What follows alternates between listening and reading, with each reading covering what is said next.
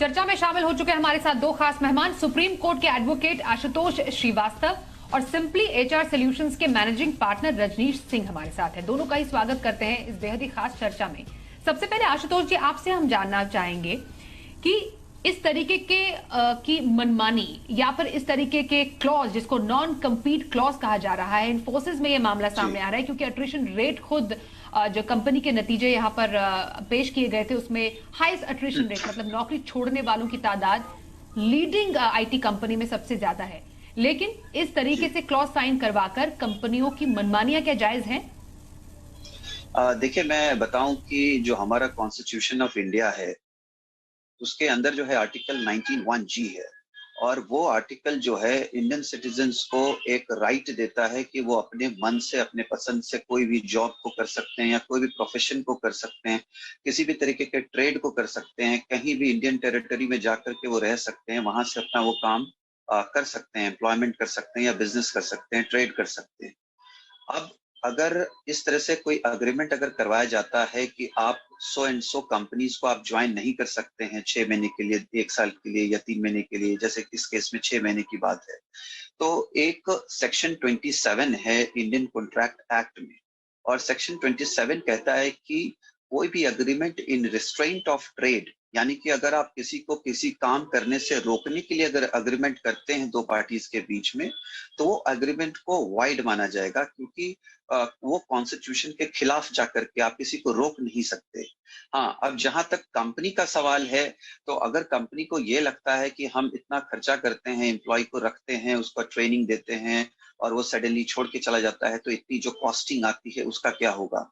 तो वो वैसा क्लाउज लगाया जा सकता है कि अगर कोई इतने with in so and so time अगर छोड़ के जाता है तो उसके ऊपर जो एक्सपेंसेस किए गए हैं वो कंपनी रिकवर कर सके, इस तरीके का प्रोविजन किया जा सकता है। या फिर जो एनडीए होता है, जो नॉन डिस्क्लोजर एग्रीमेंट, उसका मतलब है कि अगर कोई एम्प्लॉय अगर काम कर रहा है किसी कंपनी में, तो उसको बहुत सारे कॉन्फिडेंशियल इंफॉर्मेशन की जो है नॉलेज है, बहुत सारी बातें हैं जो उसको पता है, अगर वो बाहर जाके उसको डिस्क्लोज करता है कॉम्पिटिटर्स के बीच में, और उससे अगर कंपनी को नुकसान होता है जहां वो काम कर रहा था, तो ऐसे क्लाउजेस बनाए जा सकते हैं जहां से कंपनी जो है अपने लॉसेस को रिकवर कर सके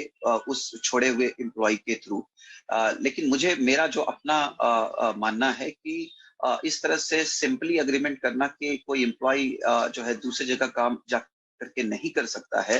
तो ये जो है पूरी तरह से मुझे लॉफुल नहीं लगता है। अगर वो कहीं जाकर के ज्वाइन करता है तो उसके लिए क्या पनिशमेंट का प्रावधान क्या रहेगा ऐसे अग्रीमेंट के हिसाब से? क्या कंपनी 6 महीने का उसको पे देने जा रही है कि आप कहीं दूसरी जगह 6 महीने तक ज्वाइन नहीं करो, लेकिन 6 महीने का जो एक्सपेंस है वो हम आपको देंगे या सैलरी हम देंगे, या अगर आप कहीं ज्वाइन करते हैं तो आपको 6 महीने का जो है आपको हमारे को जब देना पड़ेगा। तो ऐसा भी तो हो सकता है कि अगर एम्प्लॉय छोड़ के किसी दूसरी कंपनी को ज्वाइन करता है और वो कंपनी कहती है कि ठीक है, जो 6 महीने का कॉम्पनसेशन है वो भी हम देने के लिए तैयार हैं, तो ऐसे केस में फिर क्या होगा? तो मुझे लगता है कि इसमें कुछ अमेंडमेंट्स की जरूरत है जो अग्रीमेंट बनाया गया है, और जो हमारा जो लीगल सिस्टम है, जो हमारा लॉ है, जो कॉन्स्टिट्यूशन है, उसके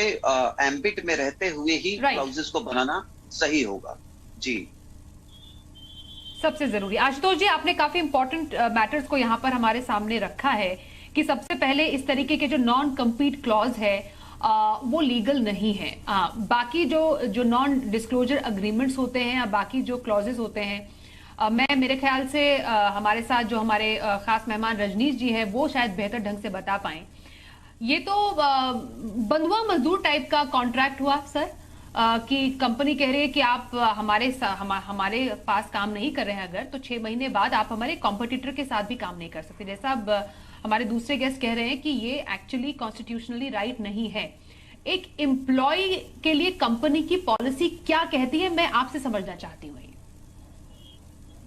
देखिए, बहुत कंपनियों ने ऐसा पॉलिसी पहले भी अटेम्प्ट किया है, ऐसा नहीं है कि ये पहली बार हो रहा है। डिफरेंट इंडस्ट्री में जहाँ पे कंपटीशन बहुत ही ज़्यादा स्ट्रॉन्ग है, वहाँ पे ये देखा गया है कि कुछ कंपनीज ने इस तरह की पॉलिसी लाए, उन्होंने एम्प्लॉयमेंट कॉन्ट्रैक्ट में इस तरह के क्लॉजेस डाले कि आप अगर हमें छोड़ते हैं तो आप एक्स नंबर ऑफ मंथ्स या 6 महीने 1 साल तक आप कंपटीशन नहीं ज्वाइन करेंगे। मगर जैसा आशुतोष जी ने कहा कि ये कोर्ट ऑफ लॉ में इसकी कोई स्टैंडिंग नहीं है। अगर कोई एम्प्लॉय जा करके कंपनी को कोर्ट पे ले जाए तो एम्प्लॉय का पलड़ा भारी रहेगा। बहुत कंपनीज जो पहले इसका अटेम्प्ट किया है उन्होंने सिर्फ इसीलिए यूज किया था कि इसको शायद हम कोई एम्प्लॉय पढ़ करके शायद एक तरह से 2 बार सोचे कि मैं कंपटीशन ज्वाइन करूं कि नहीं। तो जिसको कि अगर मैं इंग्लिश में एक वर्ड यूज करूं कि इसको एक डेटरेंट की तरह यूज किया गया है ऐसे क्लॉज को पहले। तो मेरा मानना यही है कि जिस तरह आपने सही कहा, पैंडेमिक के बाद जिस तरह से आईटी सेक्टर बिल्कुल ओपन अप हुई है, नौकरियों की काफी ज्यादा इसमें बढ़ोतरी हुई है और जैसा हमने रिपोर्ट भी पढ़ा कि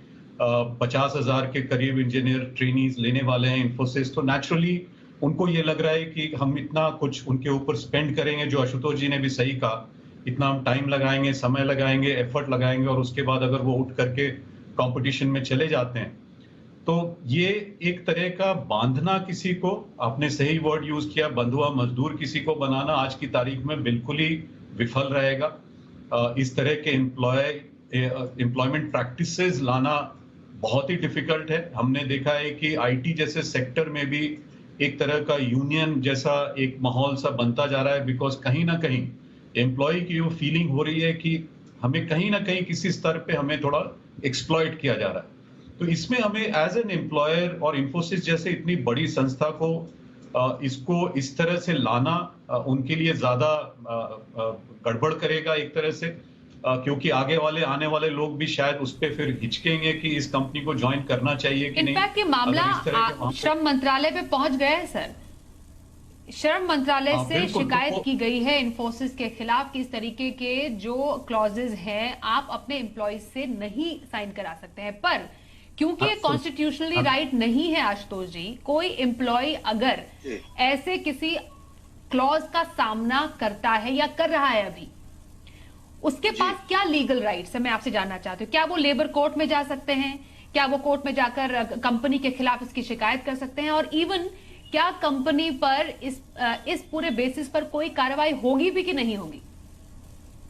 देखिए, सबसे पहले तो ये कि अग्रीमेंट जो है, अगर उसको हम कंपटीशन से निकालने की बात कर रहे हैं या कंपटीशन रोकने की बात कर रहे हैं, तो उसमें ये होगा कि अगर एम्प्लॉय बाहर जाता है और वो कोई सिमिलर काइंड ऑफ बिजनेस करता है और जो कंपनी है उसी के क्लाइंट्स को यूटिलाइज करता है एज रिसोर्सेज अपने बिजनेस को आगे बढ़ाने के लिए, और कंपनी को लॉस सस्टेन होता है ऐसे सिचुएशन में, तो ऑब्वियसली कंपनी जो है वो चाहे तो जो है एम्प्लॉय से अपना लॉस रिकवर करने के लिए सूट फाइल कर सकती है या नोटिस भेज सकती है। अब जो यहाँ पे जो बात आ रही है कि आप कहीं ज्वाइन ही नहीं कर सकते हैं, तो ऐसे सिचुएशन में अगर कोई एम्प्लॉय छोड़ के जाता है और किसी और कंपनी को ज्वाइन करता है, तो ऑब्वियसली हो सकता है कि कंपनी उसको नोटिस भेजेगी या उसके किसी पेमेंट्स को जो है होल्ड पे रख देगी, या उसका जो ड्यू सेटलमेंट है, उसका फाइनल सेटलमेंट उसको रोक देगी, या फिर उसको रिलीविंग लेटर जो उसको मिलना चाहिए, रिलीव करना चाहिए, वो रिलीविंग को रोक देगी। तो ऐसे सिचुएशन में ऑब्वियसली क्लाइंट जो एम्प्लॉय है वो बिल्कुल किसी भी कोर्ट में जा सकता है, सिविल कोर्ट में भी जा सकता है, और वहां पे वो बिल्कुल पिटीशन फाइल कर सकता है, और इस तरह से कंपनी को नोटिस करते हुए कोर्ट बिल्कुल उस पर कार्यवाही करेगा, और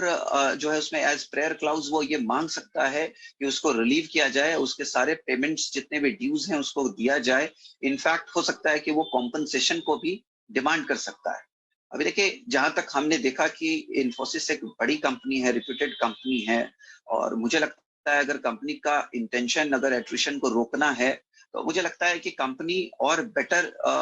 जो है एम्प्लॉइज को पर्क्स दे सकती है, या फिर उसको फैसिलिटीज दे सकती है, या फाइनेंशियली उसको बेटर बना सकती है, ताकि एम्प्लॉइज जो है वो ज्यादा कंफर्टेबल फील करें। वो उनको ये नहीं लगे कि हमें कोई जबरदस्ती जो है डॉक्यूमेंट साइन करवाया जा रहा है। और इसी वजह से मुझे लगता है कि यूनियन ने लेटर भी लिखा है मिनिस्ट्री ऑफ लेबर को और मिनिस्ट्री ऑफ ये अफेयर्स को, तो वो लोग इस पे मुझे लगता है कार्रवाई करेंगे, और जल्द ही इसमें मुझे लगता है कि सुधार आएगा, और जो है कंपनी अपने जो रूल्स है, रेगुलेशंस है, या जो टर्म्स ऑफ अपना कॉन्ट्रैक्ट के बावजूद ये समझना जरूरी है आशुतोष जी, जैसा आप बता रहे हैं कि एक जो एम्प्लॉय है वो केस फाइल कर सकता है इसके लिए, पर कोई ऐसे किसी झंझट में क्यों एक तो फंसना चाहेगा और कब तक उनके केस की सुनवाई होगी? अगर मानिए आगे एक बहुत बड़ी कंपनी खड़ी है, उसके खिलाफ अगर आपने केस किया तो कितनी देर में आपका ये पूरा हाँ, केस सॉल्व होगा? उनके पास कितने प्रूफ्स होंगे और या आप कितने जी प्रूफ्स सामने शामिल कर सकते हैं? ये जी क्या वाकई एक जी एम्प्लॉय के समय का नुकसान नहीं हुआ? जैसे कॉम्पनसेशन की ये जो बात हो रही है, ये तो जी total loss of that employees career हुआ। जी जी बिल्कुल। देखिए क्या है कि इस तरीके का जो अग्रीमेंट मैंने जैसे बताया, ये तो पहले ही वॉइड है और ये इन्फोर्सेबल बाय लॉ नहीं है। और अगर इसके बावजूद अगर उनके किसी भी पेमेंट्स को रोका जाता है या उनको रिलीव नहीं किया जाता है, तो नॉट ओनली कोर्ट बल्कि जो एम्प्लॉय है वो डायरेक्टली लेबर कमिश्नर को लिख सकता है, कंप्लेंट डाल सकता है। और जैसे अभी उन्होंने कंप्लेंट डाला भी है मिनिस्ट्री के पास, वो भी वो कर सकते हैं। इसके लिए जो भी अथॉरिटीज है वहां पे भी वो लिख सकता है। इवन रजिस्ट्रार ऑफ कंपनीज को भी लिख सकता है कि कंपनी अगर ढंग से काम नहीं कर रही है, फंक्शन नहीं कर रही है या कुछ इस तरीके के रूल्स रेगुलेशंस बना रही है या साइन ले रही है जो कि अल्ट्रा वायरस है, जो कि लॉ के खिलाफ है, रूल ऑफ लॉ के खिलाफ है, तो वो अथॉरिटीज बिल्कुल जो है इसमें एक्ट करेंगी। और हो सकता है कि उनको कोर्ट भी जाने की जरूरत ना पड़े और उनको जो है रिलीव कर दिया जाएगा या उनके पेमेंट्स को रिलीज कर दिया जाएगा। और मेरा अपना मानना है कि ये जिस तरह से ये मैटर उठा है, मुझे लगता है कुछ ही दिनों में company will get it sorted out और इस तरह के जो क्लाउजेस बनाए गए हैं उसको या तो अमेंड कर देगा या उसको पूरी तरह से निकाल देगा, ऐसा मुझे लगता है। क्योंकि उस अग्रीमेंट का या उस क्लाउज का कोई लीगल वैलिडिटी नजर नहीं आता दूर दूर तक। राइट।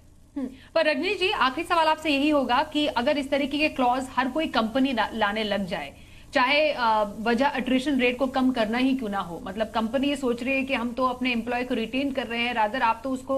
एक्सप्लॉइट कर रहे हैं, उसको टॉर्चर कर रहे हैं, तो कंपनी लेवल पर आपको क्या लगता है ऐसे क्लॉजेस को टोटली बंद करने की जरूरत है? क्योंकि अगर हर कोई ऐसा क्लॉज डालने लग गया तो नौकरी तो किसी को नहीं मिलेगी, 6-6 महीने तक लोग घर में बैठेंगे क्योंकि कंपनी ना आपको कॉम्पनसेशन दे रही है ना उस पूरे पीरियड के लिए कोई सैलरी दे रही है।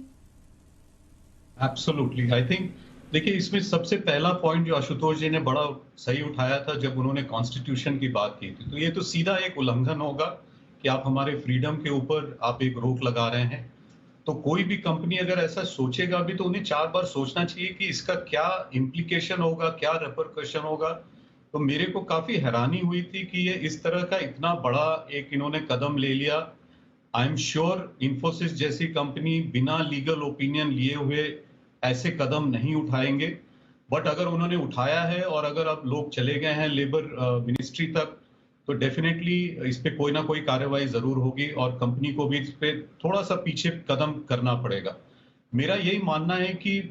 एचआर के एंगल से बहुत इंपॉर्टेंट है, कई और चीज आप कर सकते हैं अगर आपको टैलेंट को रिटेन करना है, ना कि इस तरह का आप एक बंधित बना के किसी को इस तरह के क्लॉज ला करके आप रिटेंशन करें। ये पूरा ही बैकफायर करेगा इन्फोसिस के लिए। जैसा कि मैंने पहले भी कहा कि जो आगे आने वाले लोग जो जुड़ना चाहते हैं इन्फोसिस से, वो 4 बार सोचेंगे, शायद वो एम्प्लॉयमेंट कॉन्ट्रैक्ट को भी लीगली वेट करेंगे कि इसमें क्या सब क्लॉजेस सही लिखे हैं कि नहीं लिखे हैं। तो एक शक का दायरा आ गया है, एक तरह का विश्वास गिर जाएगा एम्प्लॉयर के प्रति। तो वो मेरे को लगता है इन्फोसिस एज अ एम्प्लॉयर के लिए ये बड़ा ही एक अजीब सा कदम उन्होंने लिया है। कई और वो कदम ले सकते थे एचआर के एंगल से, जिससे कि हम लोग शायद टैलेंट को रिटेन कर सके। क्योंकि मेरा मानना यही है कि इसका मुख्य उद्देश्य रहा है कि रिटेन करें हम टैलेंट को, ताकि वो टैलेंट कंपटीशन में ना जाए। बट ये इस तरह से रोकना बिल्कुल ही जैसा हम लोग शुरू से बात कर रहे हैं कि ये बिल्कुल ही मुश्किल होगा इन्फोसिस के लिए किसी को भी रोकने का। और कोई भी आई थिंक कहीं भी जाना चाहे, कहीं भी काम करना चाहे, जिस समय पे काम करना चाहे, एज लॉन्ग एज वो नोटिस पीरियड को आप बिल्कुल ही आप अप्लाई कर रहे हैं और वो आपके एम्प्लॉय उसको आपके लिए वो समय दे रहे हैं कि मैं ये 3 महीने में आपके यहाँ पे काम करके आगे निकलूंगा। मेरे को लगता है वहां तक अगर हम विश्वास रखें तो बहुत अच्छा रहेगा। और साथ साथ जैसे मैंने कहा कि कुछ ऐसे पीपल प्रैक्टिसेस लेके आए, बेनिफिट्स लेकर के आए, जिससे कि रिटेंशन को और बढ़ावा मिल सके, ना कि इस तरह के कदम उठाए जाएं जिससे कि चीजें हमें वापस लेनी पड़े फिर और काफी एम्बैरेसमेंट हो उसके कारण। एम्प्लॉयज को रिटेन करने का ये तरीका, वो भी इन्फोसिस जैसी कंपनी का, या और भी अगर बहुत सारी कंपनीज ऐसे क्लॉजेज अपने एम्प्लॉय से साइन करा रही है तो वो बैकफायर कर सकता है। हमारे दोनों मेहमान हमारे साथ खास मामले में शामिल हुए और ये मामला क्योंकि श्रम मंत्रालय तक पहुंच चुका है, उम्मीद करते हैं कि जल्द ही जल्द इस पर कोई एक्शन लिया जाए। बहुत धन्यवाद करेंगे आशुतोष श्रीवास्तव आपका और साथ ही साथ रजनीश जी आपका भी इस पूरी चर्चा में हमारे साथ शामिल होने के लिए।